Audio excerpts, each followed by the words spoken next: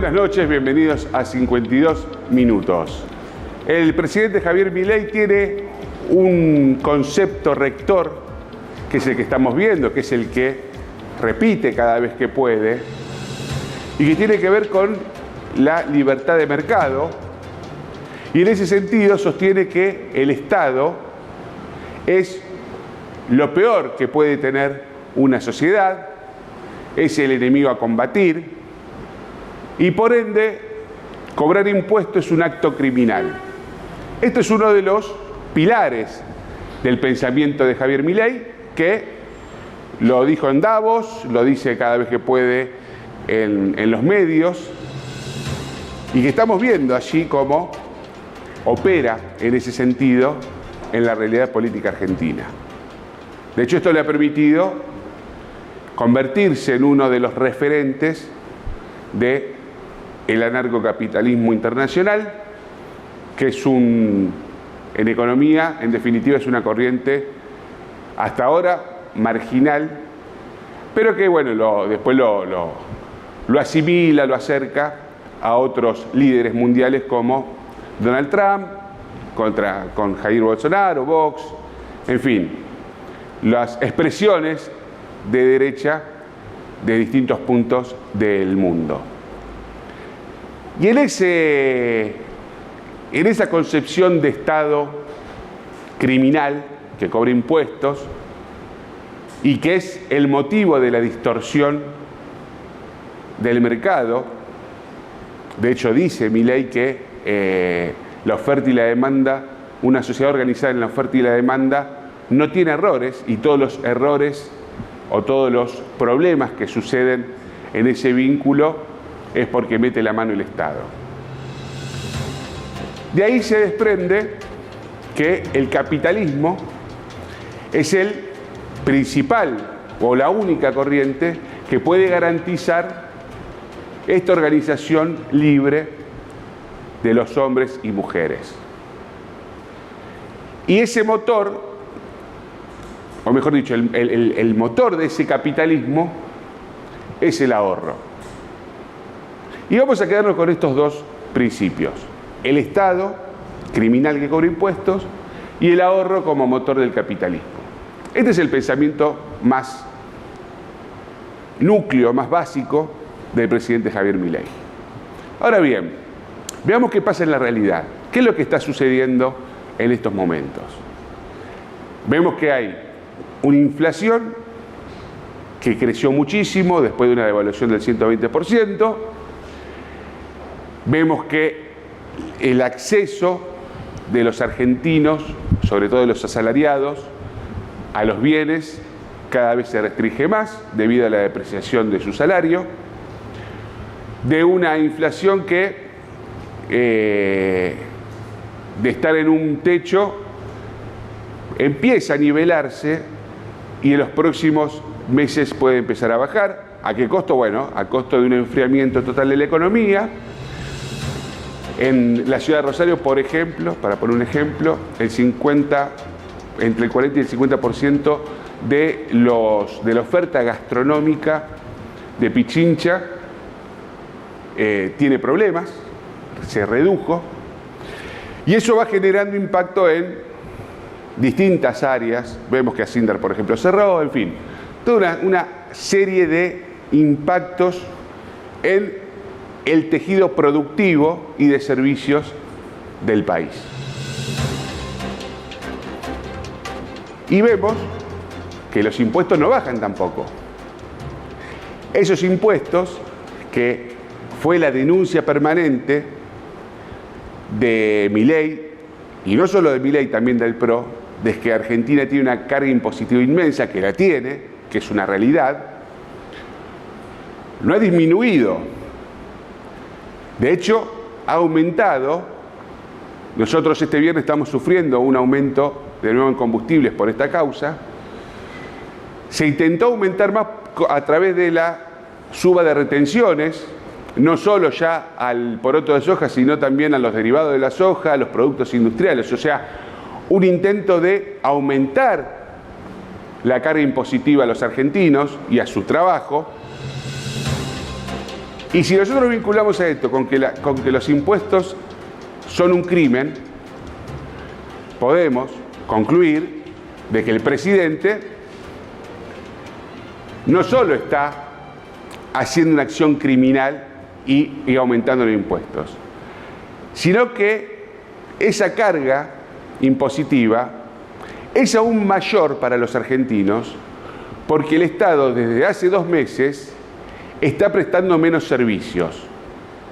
O sea que no solo estamos pagando más impuestos, sino que estamos recibiendo como contrapartida de esos impuestos cada vez menos servicios. ¿Por qué? Porque el presidente no mandó una ley de presupuesto 2024, extendió el presupuesto del año pasado a este periodo y con la devaluación hace que, obviamente, esas partidas que tiene que transferir y que muchas no transfiere, pierdan valor. Eso es lo que él llama motosierra y licuadora. Hoy está más prendida la licuadora que la motosierra. Y el otro tema que decíamos, que era el ahorro como vector de crecimiento del capitalismo, es otro de los factores también que está en crisis en la Argentina. Y es el ahorro de los individuos, de las familias.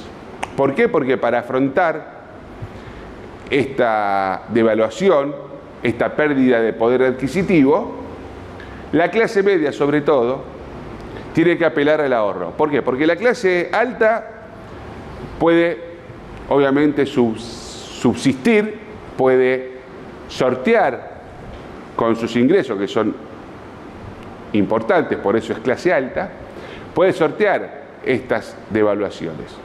Ahora, donde impacta más de lleno es en la clase media. Entonces, ¿qué hace la clase media? Bueno, va con sus dólares del colchón y van cambiando 100, 200, 300, 500 dólares por mes para afrontar el aumento de la educación, el aumento de la prepaga, el aumento del almacén, en fin, y el pago de los impuestos. Entonces vemos allí que ese individuo que está obligado a rifar los ahorros en una cueva está sacrificándose en pos de ¿qué? En pos del déficit cero.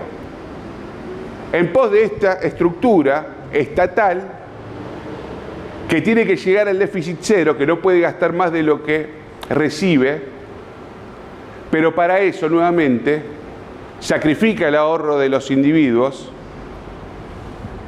para lograr esa meta.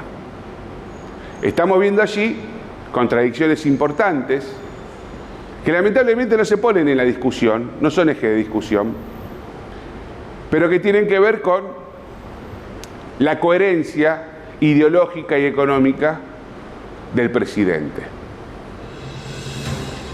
En paralelo, bueno, vemos que hay una infinidad de problemas en la gestión, hay muchísimos cargos necesarios, acá no estamos hablando de, no vamos a pedir por cargos que sean innecesarios en el Estado, que está poniéndole muchísimos inconvenientes a la burocracia, y cuando digo a burocracia son a las cuestiones necesarias para resolver, que un Estado debe resolver, y que para eso se cobra impuestos, y sin embargo eso no se produce. Veremos con el andar de las próximas semanas qué es lo que va aconteciendo en la política nacional, cómo impacta eso en Santa Fe y a su vez cómo repercute en la ciudad de Rosario. Por lo pronto, mientras estamos transmitiendo 52 minutos, el presidente este viernes a las 9 de la noche va a dar su discurso frente a la Asamblea Legislativa. Allí dará, se presume que dará los lineamientos de cómo va a seguir esto. Hay un montón de especulaciones, no las vamos a decir acá porque no hay datos concretos de lo que pueda llegar a pasar, vamos a tener que esperar. Lo cierto es que veremos, ahí sí, si el presidente continúa con una virulencia, con agresiones hacia los gobernadores, hacia diputados y senadores que son aliados aparte y que tienen muchas ganas de acompañar al presidente, o por el contrario, hará un viraje allí, tratará de abrazar a algunos aliados, tratará de ganarse el guiño, el ok de legisladores que tienen ganas de acompañarlo, y de esa manera podría inaugurar un periodo de mayor tranquilidad en la discusión política para terminar de concretar este proyecto económico del que hablábamos al principio. Quedan pocas horas, así que los invito a 52 minutos a abordar otros temas que son muy importantes, ya que, bueno, el discurso presidencial lo analizaremos la semana que viene, pero sí lo que vamos a hablar es de lo que estuvo pasando, sobre todo con el uso de las redes sociales del presidente, que ha generado muchas controversias, ha generado mucha bronca en sectores de las sociedades que representan a los más vulnerables, y también mucha repercusión en el plano político. Y a la vez vamos a hablar un poco de ciencia. De la ciencia, de la tecnología, de la educación, de esas disciplinas que en campaña se suelen decir que son fundamentales para el crecimiento y para el desarrollo del país, y sin embargo, muchas veces lo que acontece es que cuando llegan estos exégetas de la ciencia y la tecnología, lo primero que hacen es borrarle el presupuesto de un plumazo. Vamos a hablar de eso en 52 minutos, vamos a hablar de qué forma el ajuste impacta en una de las áreas centrales y que es un potencial inmenso para nuestro país en cuanto a conseguir dólares, a poder exportar nuestros conocimientos, nuestros saberes y nuestra tecnología.